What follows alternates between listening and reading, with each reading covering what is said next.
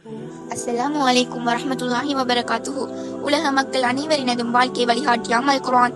அந்த அல் குர்ஆனை அழகிய முறையில் ஓதுவதே முஸ்லிம் எங்களின் தலையாய அமல்களில் ஒன்றாக காணப்படுகின்றது.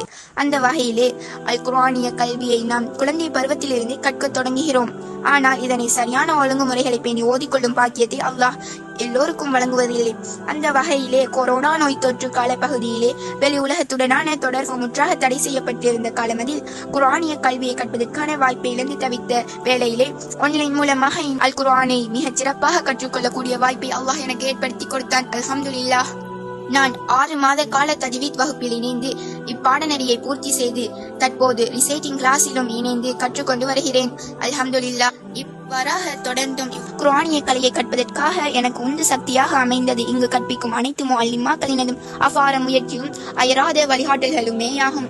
நான் இடர்படுகின்ற ஒவ்வொரு சந்தர்ப்பங்களிலும் அவர்களின் விளக்கமும் தெளிவும் நான் குர்ஆனை முறைப்படி கற்பதற்கான ஒத்துழைப்பை எனக்கு வழங்கியது.